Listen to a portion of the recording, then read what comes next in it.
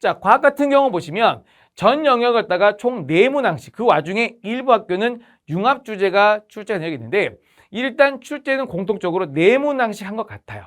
근데 이 4문항을 모두 쓴 학교가 있고 이 중에 골라서 한 문제를 버리고 3문항씩만 쓴 학교다 보니까 학교마다 문항 수가 조금 차이가 납니다. 그래서 공통적인 문항들을 그러니까 공동 출제를 해서 문항들이 이런 식으로 배치가 돼 있었는데 이 중에 보면은 사실은 앞서 배웠다기보다는 사실은 이미 예전에 다른 학교에서 기출되었던 주제를 다시 우리는 이런 형식의 문제도 있었고 사실은 교육과정에 있는 아주 뻔한 교육과정에서 우리가 보면은 단순한 어떤 지식을 얻어서 우리가 문제를 풀 수 있는 것들도 충분히 있었어요. 문제들 보면 예를 들어서 뭐 렌즈와 상이랄지 이런 등속운동 같은 경우에 예전에 서울과학고 문제하고 굉장히 유사합니다. 그 다음에 여기 있는 요 전자기 유도 같은 경우에는 사실은 이 문제도 사실은 여타 학교에 나왔던 출제가 되게 비슷한데 여기는 이런 부분들을 보면 종전에 나왔던 문항들을 분석해봄으로써 얻는 것도 있지만 또 하나가 화학 같은 경우에도 여기는 라이터 내에서 뷰테의 밀도 측정하는 거랄지 이런 것도 종전에 출제됐던 거, 그다음에 물질 분리됐던 것들 이런 것들도 하나같이 다 출제가 이미 되었던 것들이고 그것들을 고르게 출제한 다음에 이 중에 일부를 우리가 시험을 갖다가 통해서 확인할 수 있는 형태. 또 하나가 생명과학 같은 경우 보면 재밌는 게 우리가 일상생활에서 보게 되는 이 제시문들을 주고 거기에 대한 과정을 갖다 본 다음에 실험을 설계해야 할지 이런 내용들. 또 하나가 신경계 관련된 내용들, 유전에 관련된 내용들을 보면은 전체적으로 중등 과정의 내용을 전부 다 훑었다라는 걸 볼 수가 있어요. 지구과학도 마찬가지입니다. 달의 위상관계랄지, 그다음에 수심에 따른 온도랄지, 위성이랄지 이런 것들이 전부 중등 과정에 있는 전 내용을 다 다룬 거예요. 그러다 보니까 중등과학 전반적인 내용을 다 다루고 있다. 그 와중에 특이하게 융합 주제를 낼 학교가 있었다라는 걸 기억하시면 되는데 이런 겁니다. 실질적으로 봤을 때 영재학교 시험 중에 사실은 변별력이 굉장히 잘 강화된 학교가 이 공동 출제 학교들이고 그 이유는 종전에 나오던 방식을 조금 탈피했기 때문에 그렇다.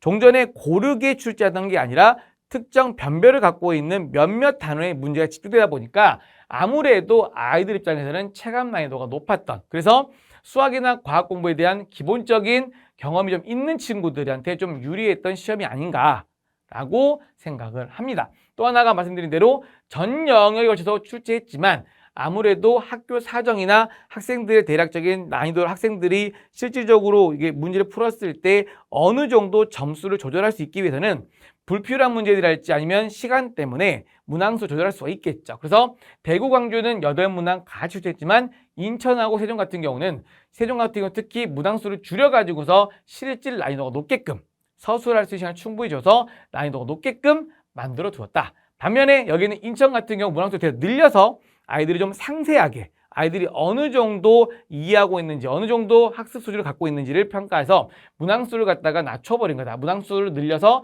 수준 자체를 조금 낮춰주는 방식으로 이렇게 출제를 한 것이죠. 반면에 과학 같은 경우가 말씀드린 대로 전 영역이 출제가 되었고 그러다 보니까 여기는 얘들이 전체적으로 나오다 보니까 주제가 짧은 시간 안에 전 영역을 다 봐야 되고 고르게 다 나오다 보니까 그 영역 전체에 대한 내용들을 다 인지하고서 시험에 응해야 됐었죠.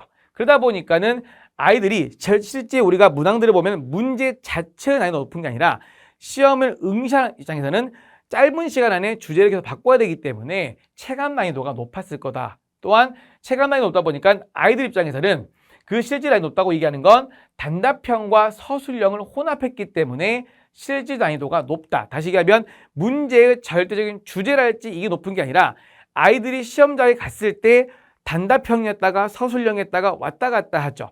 주제가 3개 묶여서 12개의 내용이 매번 바뀌어야 되죠.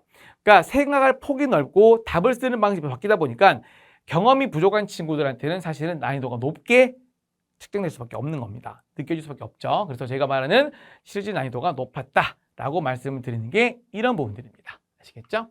자, 2022학년도 과학고 입시를 좀 빠르게 볼게요. 아시다시피 과학고 같은 경우에는 서류평가가 있고요. 그 다음에 출석 면접.